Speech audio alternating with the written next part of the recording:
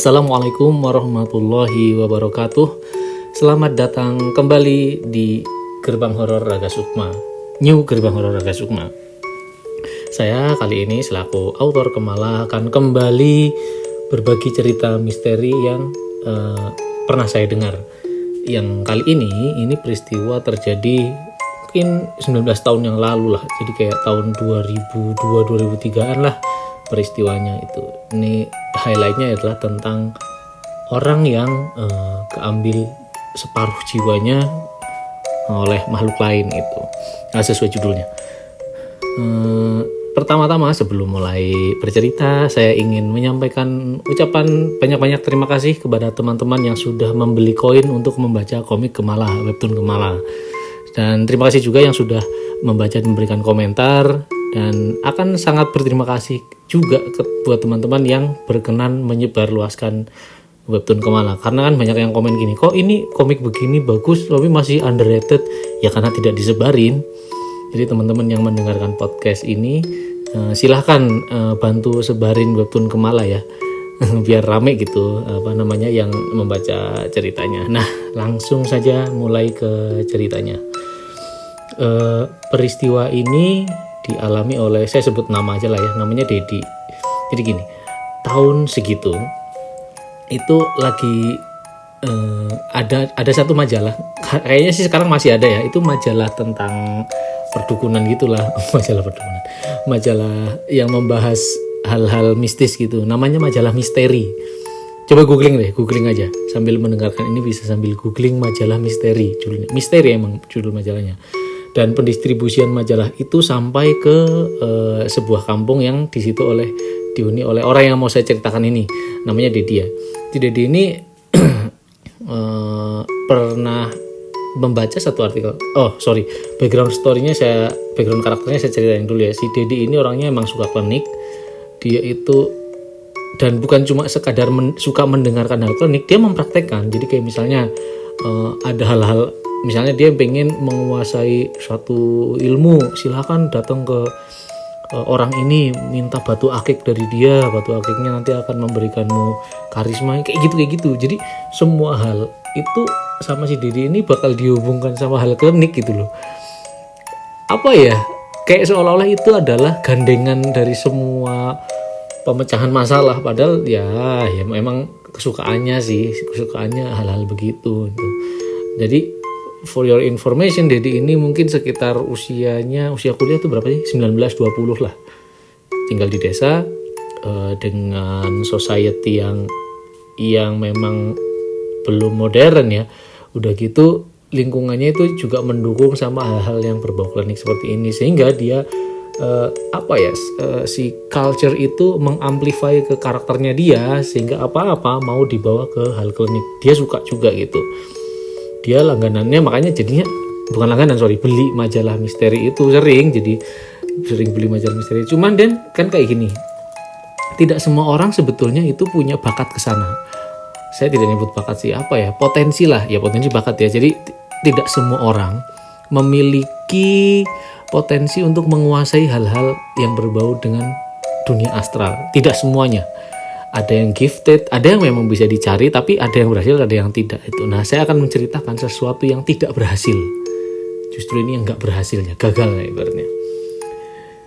Pada suatu rubrik di sebuah majalah misteri yang pernah dibeli oleh Dedi ini, ada yang menyebutkan tentang tata cara astral projection, meraga sukma gitu. Kalau ini sering banget ya di webtoon Kemala, sering banget dipakai. Jadi ada karakter cakra, meraga sukma gitu. Tapi kan kalau karakter cakra yang saya develop kan emang dia gifted. Dia itu memang bisa meraga sukma betulan, itu kayak semacam Tuhan yang kasih itu kemampuan gitu. Tapi Dedi ini gak punya bakat itu. Jadi di majalah misteri itu ada tata caranya gitu. Emang isinya begitu. Nah teman-teman kalau penasaran, cari aja dah itu artefaknya, harusnya masih ada lah. Itu isinya tuh membahas perdukunan, klinik aja pokoknya. Dan alasan eksistensi si majalah ini membuktikan bahwa topik itu sudah ada dari dulu. Hype untuk menyukai hal-hal mistis itu dari dulu udah ada dan di banyak tempat gitu, apalagi di desa ya. Nah, si Dedi ini suatu ketika membaca satu rubrik tentang astral projection yang diampu oleh dukun mana gitu ya, namanya juga majalah, kita nggak tahu benar salahnya ya, tapi dia mencoba mempraktekkan. Di situ itu dia nyeritain ke teman-temannya, salah satu temannya, nanti akan nyambung kenapa saya bisa dengar cerita ini dari siapa gitu. Jadi dia katakanlah Dedi ini punya teman Anwar ya misalnya, War, aku ini baru baca rubrik menarik di majalah misteri tentang astral projection, aku mau nyobain gitu. Wah, apa itu? Wah, jangan deh, kalau meraga sukma itu jangan deh gitu kan, karena risikonya itu besar, bisa jadi tersesat. Jadi gini, kalau orang meraga sukma, kalau yang tidak siap, satu, dia begitu keluar kan jadi kosong tubuhnya, itu berisiko macam-macam lah. Pas dia udah di luar tubuhnya itu bisa tersesat, bisa belum tentu balik, itu macam-macam lah risikonya gitu. Tapi ya namanya udah berhasrat ya udah berhasrat lah, ini ada tata caranya, gue pengen mempelajari ini gitu. Si Dedi tuh akhirnya oke lah, aku mau belajar gitu. Dia cuma udah ngasih tau ke Anwar. Dan si perangai Dedi ini, ketertarikannya pada dunia mistis dan yang lain-lain itu memang sudah dikenal lah oleh teman-teman sepermainannya gitu, satu gengnya. Ini usia kuliah tapi tidak kuliah kan di kampung ya. Nah sehingga Anwar udah tau lah perangainya terus kayak gimana sih si Dedi ini. Di situ disebutin tata caranya, kayak misalnya kalau yang belum 21 tahun, ada kayak gitu. Pokoknya ada satu keyword yang nyebutin angka 21 tahun itu belum bisa menguasai ini, maka harus begini-begini gitu. Jadi kayak semacam cheat code-nya supaya orang bisa menguasai ilmu itu bagi yang berusia di bawah 21 tahun. Begitu yang dilakukan oleh Dedi. Ada puasa mutih, ada puasa mutih itu kayak makan nasi sama minum air doang kalau nggak salah. Terus ada puasa pati geni itu nggak boleh kena cahaya matahari. Itu kayak gitu pembahasan Dedi itu kalau ngumpul. Nah, dia mencoba mematuhi apa yang ada di situ. Itu jadi cuma example ya. Dia coba mematuhi apa yang ada di rubrik itu, tata cara astral projection, dipelajari. Akhirnya teman-temannya ini tahu ya. Jadi usaha Dedi untuk bisa meraga sukma ini diketahui oleh Anwar, oleh teman-temannya gitu. Akhirnya pada suatu ketika dia ngomong ke Anwar, aku mau nyobain astral projection, mau cobain raga sukma malam ini ya gitu. Oh apa emangnya persyaratannya udah dipenuhi? Udah semua pokoknya. Tapi nggak ada yang tahu nih persyaratannya teh apa gitu, nggak tahu, nggak ada yang mengetahui pastinya gitu. Udah beres pokoknya aku mau melakukan itu malam ini gitu. Oh ya silahkan gitu. Udah, anggaplah kita ganti sudut pandang ke Anwar ya. Ini hari berganti, Anwar akhirnya ketemu Dedi lagi, cuman perangainya berubah. Jadi kayak berubah aja orangnya. Jadi kayak mungkin tadinya ceria atau apa, dia lebih terlihat murung, terlihat lebih pucat gitu. Terus ditanya, ngelihat mukanya kayaknya berhasil astral projection, dan mungkin kayak kapok kali dugaan si Anwar. Gimana? Priwe astral projectionmu apa raga sukmane berhasil pora? Gitu kan ditanyain. Dia ya senyum kecut gitu. Jadi masih gitu ya, berhasil lah gitu. Secara karakter sih masih Dedi nih, cuman Anwar somehow ngerasa kayaknya ada yang kurang deh dari orang ini. Kan kita sering ya kalau ketemu orang yang misalnya dia lagi kena depresi berat, pasti kan kok nggak kayak biasanya, karakternya udah mulai berubah. Anwar juga mulai ngerasa ada yang aneh. Oh ya, Dedi ini cuma tinggal sama ibunya saja, ibunya itu jadi asisten rumah tangga gitulah. Jadi dia itu tinggal sendirian, mana rumahnya tuh angker. Sebetulnya dia kayak tinggalnya kayak di pojok desa yang deket sama pemakaman. Jadi emang kayak apa ya, boleh dibilang satu nuansa udah orangnya gitu. Nah, perubahan sikap itu kelihatan ketika nanti pas Jumatan misalnya, terus ketemu orangnya tuh ngerasa, si Dedi kenapa sih kok aneh gitu. Biasanya katakanlah pakai sarung, sekarang nggak pakai sarung, pakainya celana kayak gitu. Itu kalau di kampung hal-hal yang sepele itu gampang ternotis, karena mungkin obstacle-nya atau apa ya namanya, ya gampang kelihatan lah, karena kan kebiasaan orang kampung tuh dekat sekali ya dengan satu sama lain gitu. Kayak nggak biasanya, terus biasanya ngobrol dulu, dia nggak langsung pulang gitu kan, mungkin mau nyobain lagi kayak gitu. Cek aja yuk, dicek ke rumahnya gitu. Dulu setiap kali teman-temannya mau datang aja udah. Ini enggak. Jadi pas lagi ketok pintu nggak dibukain, biasanya langsung masuk aja karena rumahnya rumah sederhana.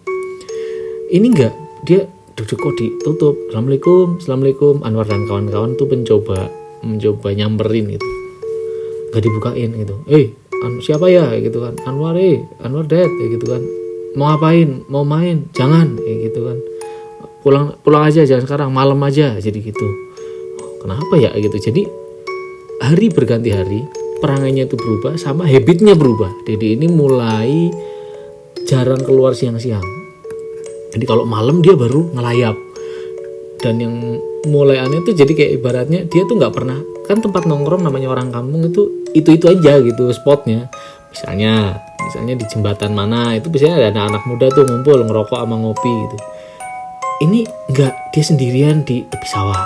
Terus kan disamperin, ngapain di sini? Gak apa di sini enak, adem kayak gitu. Terus diajak ngobrol, suka nggak nyambung. Jadi kayak dia ngajak ngobrol apa, dia jawabnya apa gitu. Dan yang pertama kali ternotis oleh Anwar, yang paling kelihatan ya, paling terasa perbedaannya itu bau tubuhnya. Jadi si Dede ini mulai kayak agak bau gitu tubuhnya, kayak nggak mandi gitu loh.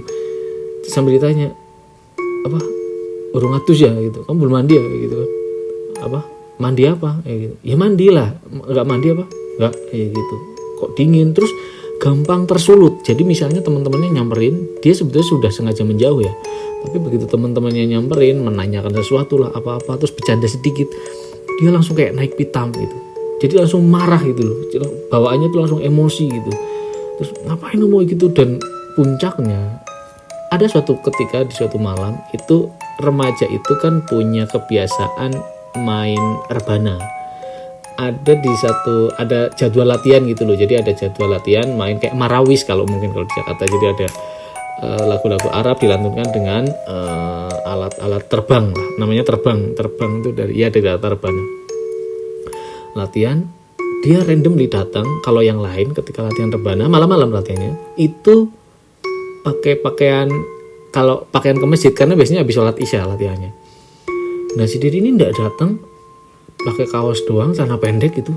Aku mau main ya gitu kan. Terus pada bingung gitu.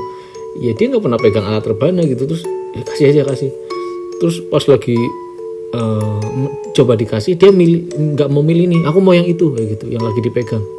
Jangan dad, orang itu yang itu khusus buat yang ini, karena memang jadi gini, dalam struktur alat rebana itu ada yang main ketukan doang, yang cuma sekali ketuk, tapi ada yang dia itu kalau itu ritmik kali ya, apa melodik malah ya. Jadi dia justru yang berperan ketukannya tuh banyak gitu, yang harus bersautan. Ini langsung mau ngambil itu ya nggak bisa kalau gini, kamu kan belum pernah latihan, udah sini gitu. Terus mulai yaudah yuk latihan lagi. Orang dia masuk kayak party crashing gitu loh, masuk di tengah-tengah latihan, pada bingung. Udah. Si Anwar ini kan satu-satunya orang yang mengetahui kayaknya biang permasalahannya, dia tahu gitu, sehingga dia sudah mewartakan itu ke teman-teman yang lain. Jadi kasih tahu kayaknya dia mulai begitu sejak mulai latihan Raga Sukma deh kayak gitu, Meraga Sukma gitu. Jadi udah pada tahu, gosip itu udah nyebar gitu loh. Jadi pas lagi didik kayak gitu, udah biarin, ya wis biarin. Akhirnya nyanyi, mulailah main satu lagu rebana. Rebana itu kayak semacam kesenian budaya Islam gitu. Jadi lagu-lagunya ya pujian kepada Nabi Muhammad itu. Pas lagi nyanyi kayak gitu, dia bangkit, ya ketukannya aja belum mulai gitu ya, dia bangkit, dibanting alat rebananya, wah kayak gitu. Terus dia lari, bingung, itu alat mahal lah. Ibaratnya kalau kita bicara tahun segitu mungkin 600.000 itu berarti sekali gitu ya. Sekarang juga berarti ya, alatnya itu segitu gitu, yang buatan Demak, dibanting, buar, pecah kayunya, sobek si kulit kambingnya itu. Tapi dia lari. Ada yang masih bisa mentoleransi, tapi yang lain tidak, marah gitu, woi kejar gitu, dikejar sama orang yang ini. Anwar berusaha mencegah, udah jangan gitu, jangan. Tapi yang lain nggak peduli, kurang ajar gitu kan, di masjid gitu, dipukulin. Nah disinilah letak anehnya, kan dipukulinnya, cegat. Ngapain lu tanggung jawab kamu ya gitu, nggak pernah main rebana, tiba-tiba datang merusak instrumen kan. Wajar, buak kayak gitu. Soalnya mah ada perlawanan, jadinya ada perlawanan, mau mukul gitu, dipukulin gitu. Nah anehnya dipukulin tidak berefek. dipukul dua kayak gitu, diem, mukanya diem gitu, matanya melotot gitu, merah sebagaimana dia kalau lagi marah pada momen-momen yang lain gitu. Dipukulin buak masih nggak apa-apa gitu loh, sampai yang mukulin tuh kerasa sakit sendiri. Akhirnya oleh satu serangan salah satu orang yang mukulin itu dipukul. Ini harus orang yang, kalau orang nggak ngelihat langsung mungkin tidak percaya, tapi bagi yang ini ada salah satu orang yang cerita, wah nggak ada yang percaya deh kalau ngelihat peristiwa malam itu katanya, karena satu pukulan itu bisa mental 4 meter gitu, dan orangnya bisa sampai pingsan dipukul itu. Di momen itu dipukul buak jauh, kelempar sama Dedi itu, terus dia kabur gitu sampai ya nolongin orang yang dipukul kan, instead of nolongin Dedi yang kabur gitu. Udah biarin itu, ditolongin lah yang sakit itu, yang terkapar gitu kan. Momen itu jadi kayak semacam pinpoint, oke ini ada sesuatu nih, ada yang nggak bener gitu, ada yang nggak beres. Anwar akhirnya bersikap bijak ya, dia pada suatu hari setelahnya dia melaporkan itu ke ibunya Dedi itu ya, satu rumah itu. Ibunya ternyata udah duluan kayak ngerasa ngenotis, tapi pertamanya itu masih apa ya, masih mencoba memaklumi, apa ya istilahnya ya, permisif kali, apa apologis. Jadi kayak semacam biarin lah, maling dia emang lagi nggak mood, atau lagi ya namanya juga anak remaja kan, bisa jadi kan ganti-ganti ya suasana hatinya. Anwar ketika datengin ibunya Dedi, mama bok ya lo ngapura iki bok kayak gitu, itu si Dedi kenapa sih kayak gitu, jadi itu Dedi kenapa sih, anakmu kenapa sih. Ibunya malah nanya balik kayak gini ya, loh justru aku tuh mau nanya sama kalian, Dedi itu kenapa gitu, dia tuh nggak mau keluar rumah loh kalau siang gitu. Mana kalau siang kan ibunya itu lagi jadi ART, jadi sebetulnya dia tidak tahu menahu sebetulnya apa yang terjadi di rumah. Jadi begitu balik sore, Dedinya masih ngedekem di rumah, nanti baru keluar malamnya gitu. Stres mungkin ya gitu ditanggapi oleh teman-teman yang lain ya, ya udahlah diajak seneng-seneng aja lah gitu, ibunya nih tolonglah, kayaknya stres apa gitu, saya juga nggak tahu. Jadi sebetulnya mereka ini belum ada kecurigaan apa ya, kayaknya Anwar doang deh yang mulai mikir ini ada hubungannya sama sesuatu nih kayak gitu.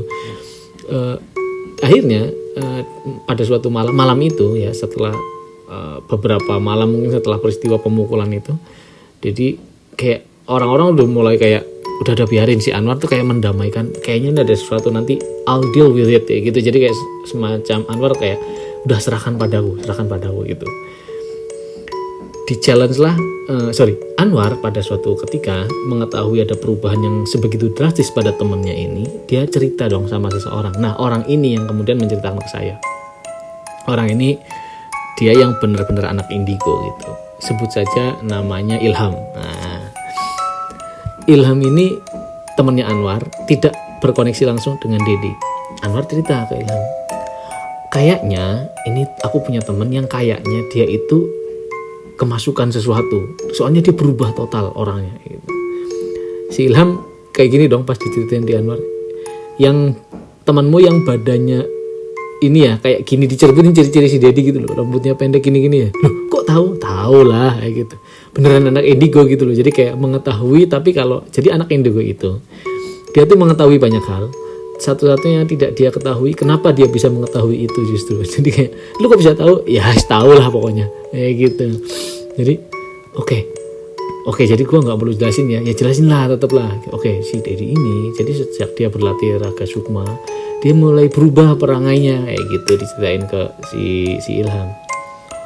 Gini aja, kamu coba ajak dia itu makan daging, pokoknya makan makanan, soalnya dia tuh bau, kata si Anwar ke Ilham. Jadi tuh bau, iya ya, dia tuh pasti nggak akan mau mandi gitu, karena kalau bebersih bau sabun itu ngefek nanti ke penciumannya. Ini aku curiga, kata si Ilham, dia itu emang udah kemasukan, jadi dia salah, either salah atau apa belum diketahui nih waktu itu pada saat peristiwa obrolan Anwar sama Ilham ini belum menjelajah lebih jauh.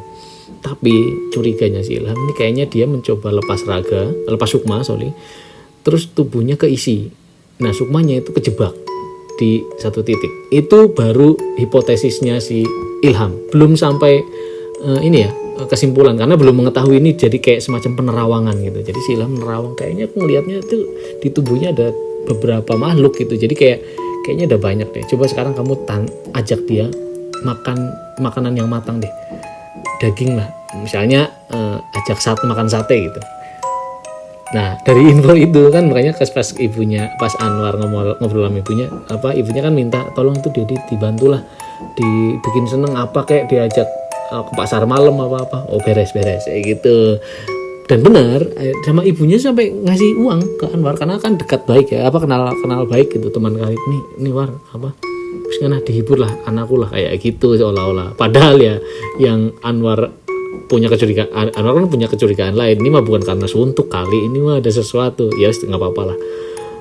Anwar akhirnya merencanakan sesuatu, jadi dia malam-malam datang, Dad ayo keluar yuk, ya aku mau keluar, ya ayo, tapi udah mulai emosi gitu loh orangnya, gampang banget emosi lah, ayo keluar yuk, tak ajak aku temenin makan sate gitu. Itu idenya Anwar ya, yang makan sate, jadi bukan dari Ilham, kayaknya tak ajak makan sate deh, kan harus makan yang daging-dagingan gitu. Oke, diajaklah Anwar ngajak Dedi ke satu tempat yang ya tempat makan sate gitu. Pas lagi mau pesan, si Dedi ngomong gitu, Pak punya saya jangan dibakar. Hah? Bingung dong penjual satenya. Anwar juga, apaan maksudnya gitu. Udah jangan dibakar kayak gitu. Jangan dibakar, udah emosi gitu. Pak turutin aja. Ya gitu. Loh, ini nggak mateng dong. Udah turutin aja, udah diem gitu, sate ayam. Jadi Anwar lagi dibakar satenya, yang punya Dedi itu si tukangnya tuh ya gimana ya? Bayangin kamu tukang sate, klienmu, customermu punya saya nggak usah dibakar tapi mau dimakan di situ, gimana sok responnya? Pasti kita kan rasa kayaknya orang gila deh ini. Itu yang pertama. Atau ya nggak mungkin, ini pasti bercanda, dibakarin kan? Nah pas lagi dibakar dimasukin api disaut sama si udah dibilang jangan dibakar gitu, terus dimakan langsung di situ.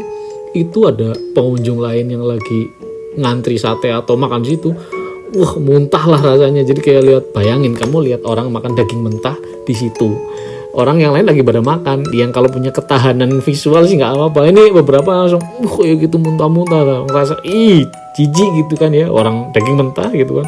Si penjual sate sampai bingung, sama Anwar langsung disaut, nih Pak uangnya udah ini gitu, pulang dibawa satenya tuh. Itu yang tidak diketahui Anwar kan motif, ini harus jadi catatan gitu sama Anwar, jadi kayak semacam checklist. Oke, ini bener nih nggak mau makan daging yang jadi matang gitu, daging yang mentah. Wah bener nih, besok harus tak laporin ke Ilham nih. Udah pulang Dedi malam itu. Yang tidak diketahui Anwar nih ya, Dedi ternyata kalau malam tuh ngelayap kemana entah, nggak ada yang tahu. Yang nanti informasinya tuh terkumpul di belakang, tapi itu nantilah. Laporlah ke Ilham. Ham, ternyata bener katamu, ini begini kayak gitu. Si Dedi ini emang bener perangainya berubah jadi begini, jadi bau, nggak mau kena cahaya, terus kayak vampir nggak sih itu kalau di film-film. Jadi udah mulai berubah lah ini, makannya daging mentah. Terus Ilham ngomong kayak gini dong, aku curiga, kata Ilham, penerawanganku tuh mengatakan dia itu kalau malam malah hunting binatang kayak gitu, buat dimakan mentah-mentah sama dia. Nah ini kan Ilham gak mengetahui, nanti ada di bagian ending. Jadi begitu kan, masa sih kayak gitu, aku curiga sih gitu, ini penerawangannya si Ilham, aku udah ngelihat dia kayak gitu. Tapi nanti aja, coba sekarang coba kamu ngobrol lagi sama keluarganya. Ternyata di luar pengawasan Ilham, ibunya itu udah mulai curiga betul, karena sebetulnya ibunya udah paham lah, anakku ini seneng hal-hal klinik, kayaknya dia belajar ilmu hitam apa gimana lah ya. Akhirnya terus ibunya inisiatif ngebawa Dedi itu manggilin dukun gitu ke rumahnya. Kayaknya ini nggak benar, soalnya udah mulai nggak sholat gitu ya, boro-boro mandi aja kagak, jadi bau lah ibaratnya. Terus ibunya itu inisiatif tanpa sepengetahuan Ilham dan teman-temannya itu manggilin dukun. Dukunnya nih yang konyol, dukunnya itu baru sampai halaman rumah sama ibunya tuh nyamperin. Jadi dia habis jadi ART di satu rumah, terus dia ke rumah Pak Dukun somewhere ya, datang ke rumah maghrib gitu. Pas nyampe depan rumah, dukunnya putar balik dong, balik kanan. Bu nggak jadi deh gitu. Non saya bu nggak jadi. Loh nggak usah dibayar gitu. Kabur. Entah apa yang dilihat sama si dukun ini, pokoknya kabur aja gitu. Kan sampai bingung, mungkin nggak dukun, ibunya inisiatif lagi. Ini angle-nya berubah lah. Sekarang angle-nya jadi ke ibunya Dedi. Dia manggil lah Ustadz di masjid. Ustadz di masjid itu yang udah tahu peristiwa Dedi banting rebana. Udah curiga lah, emang udah curiga sih gitu. Jadi ya sudah, nanti saya datengin gitu. Itu belum sampai peristiwa besok saya datengin ya. Jadi ibunya itu kan datang ke masjid dulu menemui Pak Ustadz ini, Pak Kiai lah. Tolong anak saya kayaknya terjadi sesuatu gitu-gitu. Gitulah kira-kira. Entah apa yang terjadi di rumah Dedi. Malam itu habis selepas mungkin kayak sholat isya udah selesai, ngaji habis isya udah selesai, Dedi tuh nunggu di depan masjid, nggak sampai masuk, terus ngelihatin Pak Ustadznya gitu, Pak Kiainya yang tadi disamperin sama ibunya. Kayaknya ada dialog Dedi dan ibunya di dalam rumahnya dia gitu, yang tidak diketahui oleh si Kiai ini. Tapi pas Kiai ini lagi keluar masjid, ada Dedi berdiri di situ, baru mau gue samperin gitu. Pas diliatin gini, Dedi ngomong gini, jangan macam-macam kamu, kayak gitu, diancam. Itu yang ngelihat si Kiainya ngerasa ketika ngelihat matanya Dedi itu yang ngeliatin banyak banget dari dalam. Jadi kayak gitu, usahanya langsung si Kiainya langsung, wes nggak berani juga ini gitu. Jadi kayak mental semua. Di satu momen akhirnya pada suatu hari berikutnya ya, ibunya itu kan mengetahui wah ini nggak mempan dukun ini nggak bisa entah kenapa, ini akhirnya minta tolong ke si Anwar. Aku kok nggak bisa ya minta tolong, jadi mulai aneh karena dia makin kurus badannya, terus kalau disentuh aja marah gitu, udah mulai ngamuk kayak gitu, woi kayak gitu, jadi mengamuk lah.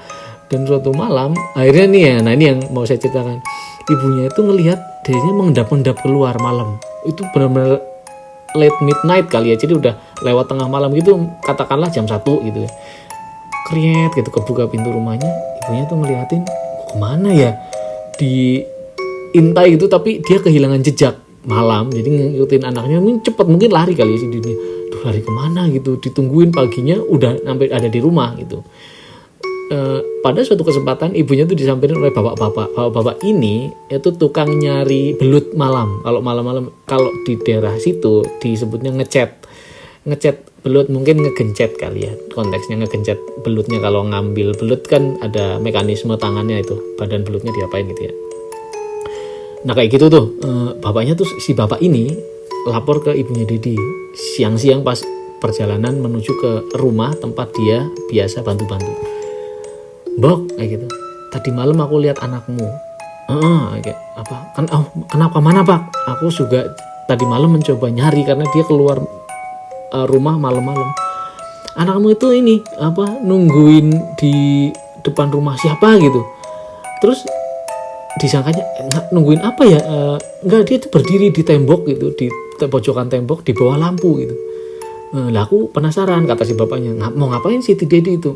Mau tak samperin, masih ragu karena malam kan situasinya. Terus dari sisi kondisi juga kayaknya bisa jadi hantu, bisa jadi orang kan. Jadi kayaknya bapak ini udah biasa juga, namanya juga orang nyari belut, kayaknya udah lihat penampakan yang aneh-aneh. Tapi ini masih di desa, jadi si Dedi itu berdiri di depan tembok yang di atasnya itu ada lampu penerangan, kayak rumah orang yang di bagian belakang kan suka ada lampu penerangan. Dia diem di situ, terus ditungguin sama si bapak ini. Mau ngapain sih si Dedi ini, mau ngapain itu? Ditungguin di jongkok gitu di kejauhan, lompat set ngambil cicak dimakan. Jadi makan cicak mentah. Jadi kayak kaget kan, makan. Nah itu dilaporin ke si ibunya. Kayaknya aku salah lihat apa gimana, tapi kayak gini peristiwanya, dia makan cicak kayak gitu. Wah ibunya langsung, waduh mulai nih, langsung akhirnya dia putuskan untuk nggak datang ke rumah yang dia biasa bantu-bantu itu, dicari Anwar. Ketika menemui Anwar tuh udah datang sama Ilham. Itu kayak semacam apa ya, mestakung lah ibaratnya lah. Jadi Anwar Ilham ini memang sudah ada rencana untuk membekuk peristiwa ini seperti apa sih, mau tak sekalian aja lah disamperin gitu ke sumber masalah. Pas ketemu ibunya gitu kan, lo Anwar kebenaran gitu kan ibunya. Aku mau cerita begini diceritain lah kondisi Dedi dan apa yang barusan diceritakan oleh si bapak pencari belut itu. Si Ilham udah paham, boleh lihat Bu, Dedinya di mana? Ada di rumah itu, kayak gitu. Disamperin. Terus baru nyampe rumah si Ilham tuh berhenti terus doa gitu. Jadi kayak ngerasa, kenapa? Ini si Dedi ini kayaknya pernah ngencingin rumah ini keliling deh, kayak gitu. Oh kenapa? Yaitu kayak semacam bikin barrier, lingkaran pelindung gitu. Jadi itu yang membuat si dukun yang pertama diajak sama si ibunya Dedi ini ngerasa kayak ngelihat sesuatu gitu. Dan itu juga hal yang sama yang dilihat oleh Ilham. Jadi Ilham katanya kalau pas lagi masuk ke belum masuk kok, orang masih di lingkaran luar rumahnya kok, halaman rumahnya tuh dia ngelihat di atas gentingnya itu ada beberapa makhluk yang saya tidak dideskripsikan makhluknya sayangnya. Jadi kayak ya anggaplah mungkin kayak dementor kali. Jadi pada di situ gitu. Banyak banget ini. Melihat perangai makhluk-makhluk astral ini, makhluk-makhluk gaib ini, mereka punya satu objektif, satu tujuan yang sama, yaitu mengambil alih badan. Nah, jadi kayak apa ya, ini kayak semacam kondominium terbuka yang digratiskan oleh semua orang jadi pengen tinggal di situ gitu. Wah, ini udah pada ngantri, kata si Ilham. Hah, ngantri apa, Ham? Kata si Anwar. Ini nih yang pada di atas genteng ini kayaknya mau masuk deh, ngantri deh ini. Soalnya ruangannya makin luas. Ya, Anwar bingung lah, tapi dari deskripsi Ilham itu dijelasin sedapatnya ya, bahwa benar, di faktanya adalah benar. Ini si Dedi ini kayaknya melatih diri Raga Sukma dengan cara yang keliru. Katakanlah bukan keliru, tapi rukunnya belum, atau term and conditionnya itu belum terpenuhi. Jadi kan ada term and condition ya, kita login Facebook aja ada term and condition, ada poin-poinnya itu di mana di situ itu sebetulnya bargain. Contohnya nih term and condition Facebook, bahwa yang terunggah di situ itu bukan tanggung jawabnya Facebook misalnya gitu, atau informasi yang lu kasih itu hak milik gua juga, kata si Facebook kan juga gitu. Cuman kan kita mah bodo amat ya syarat dan ketentuan, ketika di scroll centang oke, saya setuju. Nah ini begitu yang terjadi. Jadi Ilham curiga di depan rumah itu ngobrol, ini kayaknya si Dedi belajar ilmu hitam, mencoba melakukan Raga Sukma tapi term and conditionnya belum di checklist gitu katakanlah gitu, sehingga dia nggak tahu kalau ini tuh sebetulnya berbahaya gitu. Gitu. Nah sekarang yang terjadi, kata si Ilham, ini ketika dia Raga Sukma kosong jiwanya, tapi ada satu makhluk yang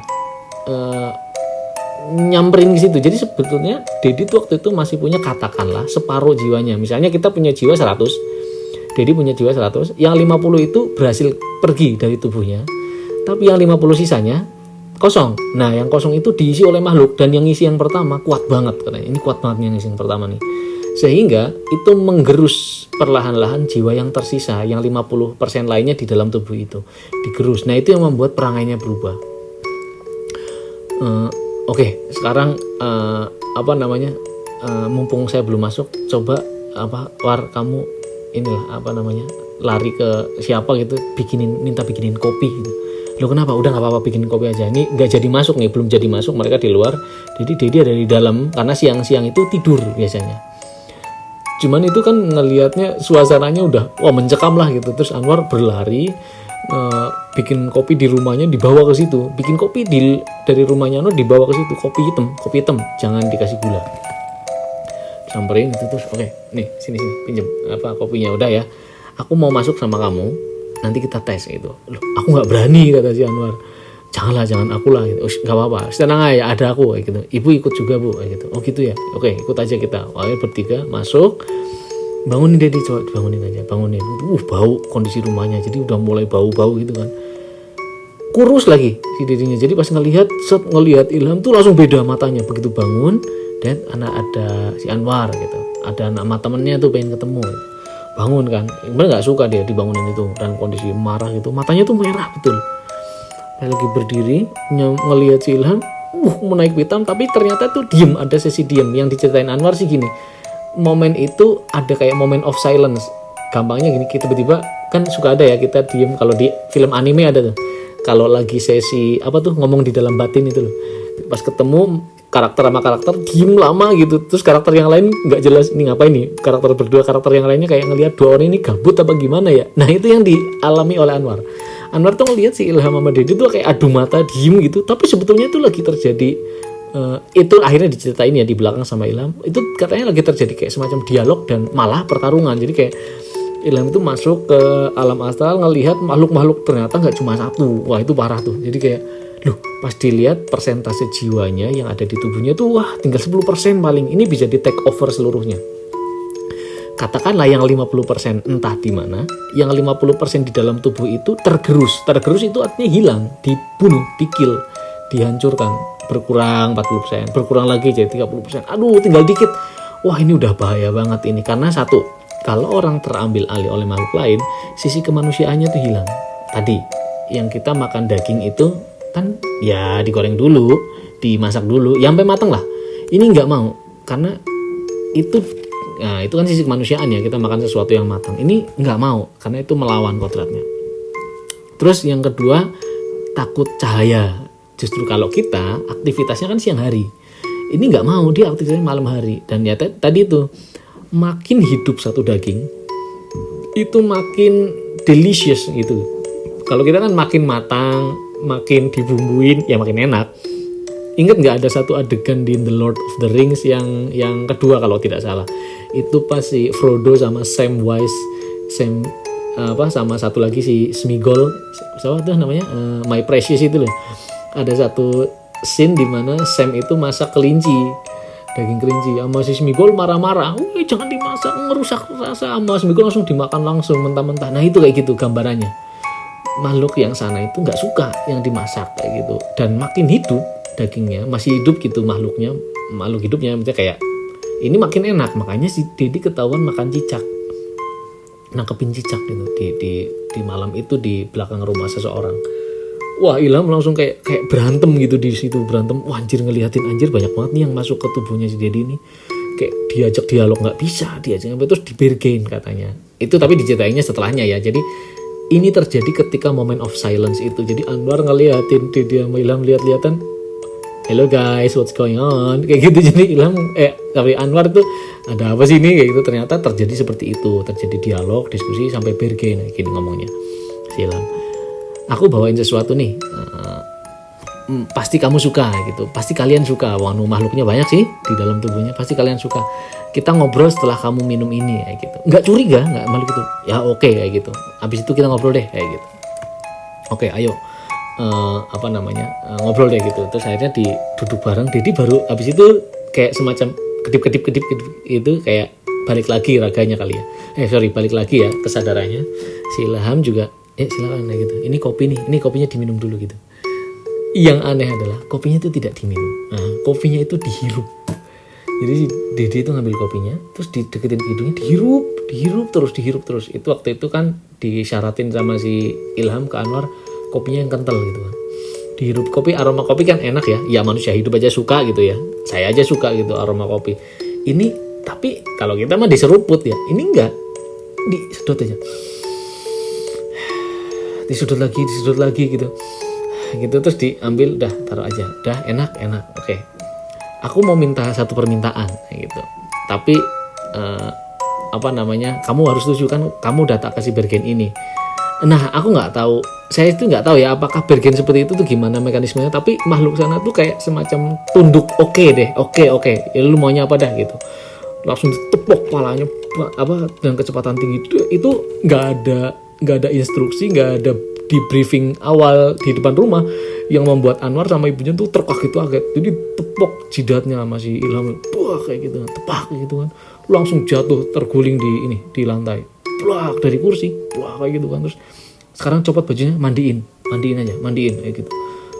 Langsung sigap ya ibunya Anwar sama Ilham cepet dengan kecepatan tinggi melucuti gitu ya. Pakaian dilucuti semuanya. Gotong di belakang sumur itu mumpung belum sadar jadi kayak masih terus dimandiin. Pas lagi dimandiin, Ilham tuh ngerasa angin itu Ilham si Anwar tuh ngerasa di luar, ini sumurnya di luar rumah, di belakang rumah, di luar terbuka gitu sumurnya. Tahu kan sumur-sumur di kampung itu kan kadang-kadang tembok pembatasnya tuh ala kagak nyampe setinggi orang lah, kadang-kadang cuma sampai ke dagu gitu. Tuh ngelihat keluar ke atas si Anwar pas lagi mandi Dedi itu anginnya kenceng banget, jadi kayak itu suasana kayak udah mulai, ya masih siang sih harusnya, udah menjelang sore tapi kayak semacam jam 2 jam 3 kali ya. Jadi udah mulai angin gitu kan. Fokus kayak gitu katakanlah si Ilham ke Anwar. Oh iya gitu, terus mandiin pakai sabun gitu. Ibunya sudah deg-degan karena ngelihat tubuh si Dedi tuh bagian punggung tuh kayak ada cakaran, kayak orang belum potong kuku tapi garuk-garuk punggung. Kan ada bekasnya tuh, atau kita cakar kucing deh. Itu tapi cakarnya gede-gede. Nggak ngeluarin darah ya, cuma cakaran banyak banget di tubuhnya. Ini bu mau keluar nih bu mereka kayak gitu. Terus dicuci aja tuh, dicuci. Si Dedi udah mulai melek tapi matanya putih gitu. Jadi kayak kesakitan yang di dalam, disabuni kayak gitu. Terus dianduki gitu diberesin, udah yuk masuk lagi gitu. Nah nanti saya ceritain kenapa anginnya menderu-deru. Nah, terus akhirnya dimasukin ke dalam, pakaiin baju sekarang. Ada minyak wangi nggak kayak gitu kan? Ada biasanya pakai minyak apa tuh yang biang minyak itu loh yang buat Jumatan suka dijual ya di masjid-masjid ya, di masjid-masjid agung tuh orang jual pakai botol mini itu dicipratin semuanya. Padahal itu biang minyak wangi yang kalau kita makanya cuma ditul-tul gitu loh, cuma disentuhin. Ini mau di seluruh badan diolesin ke seluruh badan gitu, wanginya ampun-ampunan lah. Ini kan beda wanginya, kalau makhluk-makhluk kayak gitu dikasihnya wangi bunga tuh harusnya, ini enggak, sehingga berlawanan, wanginya wangi alkohol gitu. Jadi terus dioles-olesin terus disadarin sok, begitu disadarin sok itu sempat melek, bingung, terus tumbang. Inilah tumbang yang sesungguhnya. Kalau tadi itu sebetulnya masih ada isinya. Begitu dia melek sempat kayak sadar sebentar gitu dalam kondisi baju ini, langsung ambruk, hilang kesadaran si Dedi itu. Langsung si Ilham bawa ke puskesmas sekarang kayak gitu. Ini kayaknya dehidrasi, kurang gizi apa, langsung manggil tukang beca, apa ini antar ke puskesmas, ini badannya tuh dingin banget nih. Terus Ilham, saya mau di sini dulu Bu, silakan dibawa, aman ini udah kosong, saya nanti kunci langsung tubuhnya supaya nggak kemasukan lagi gitu. Jadi Anwar bantuin si ibunya Dedi, bawa Dedi pakai becak ke puskesmas. Ilham stay di rumah itu. Dia nyariin barang-barang yang sekiranya itu pernah Dedi ambil sebagai, kalau di Harry Potter tuh Horcrux kali ya, Horcrux tahu kan? Jadi kayak token-token tertentu dicariin tuh sama Ilham di balik tempat tidurnya. Akhirnya ketemu kayak tulang ayam. Terus cari lagi apa gitu yang tidak lazim lah ada di rumah itu gitu. Jadi dicariin, nemu beberapa ya artefak, langsung dibuang ya. Itu kalau orang indigo tuh langsung kerasa ini ada isinya gitu. Jadi ternyata makhluk itu begitu memasuki tubuhnya Dedi itu langsung Dedi itu harus makhluk itu mengendalikan tubuhnya Dedi, terus nyari kayak semacam token untuk jadi save memory card gitu. Jadi memory cardnya ini taruh di situ, ini memory cardnya ini taruh di situ. Jadi kayak memindahkan sebagian, terus dihancurin semua tuh, barang-barang dihancurin, isinya juga dihancurin, isi tanda petik dihancurin tuh, dihancurin. Terus anginnya tuh masih menderu pada saat peristiwa itu terjadi. Jadi itu yang dilihat. Nah pada saat dimandiin itu sebetulnya ketika angin menderu itu makhluk-makhluknya itu yang ngantri pengen masuk tubuhnya Dedi itu lagi berterbangan tuh, itu menciptakan angin. Makanya si Anwar kan penasaran. Ini Anwar akhirnya cerita itu. Jadi dari situ bentuk Ilham cerita itu ke Anwar. Jadi dari situ tuh asal muasal anginnya gitu. Udah nih, terus dibersihin semuanya, sudut-sudut rumahnya dibersihin, dibukain jendelanya supaya cahaya masuk, udah di lock gitu lah. Nah, tapi problem itu kan belum selesai. Kenapa belum selesai? Loh ya kan jiwanya Dedi yang 50 ada di mana entah. Pada saat dia meraga sukma pertama kali yang dilakukan Ilham itu, Anwar langsung balik lagi ke rumah itu kan. Jadi ibunya itu begitu nyampe di RS atau puskesmas lah ya, ngerawat si anaknya itu si Dedi, si Anwar langsung minta diri ya, pamit lah ya, Bu saya mau balik dulu nemuin teman saya Ilham. Monggo kayak gitu, udah aman lah ya si Dedi sini, udah aman, udah dikunci lah katakanlah gitu ya. Anwar balik nemuin Ilham masih di rumah itu, terus ngomong, aku mau nyari Dedi dulu yang separuh jiwanya ini, harus dimasukin lagi, kalau enggak ini badannya enggak kuat. Kan gini, dia itu kan mungkin enggak makan proper selama beberapa hari ya. Nah sehingga kan harus dimasukin pendukung kehidupannya, yaitu si sukmanya, supaya dia itu punya karsa lagi, punya jiwa lagi gitu, punya hasrat lah istilahnya. Dicariin lah sama Ilham. Itu peristiwanya udah mau malam, udah menjelang malam itulah.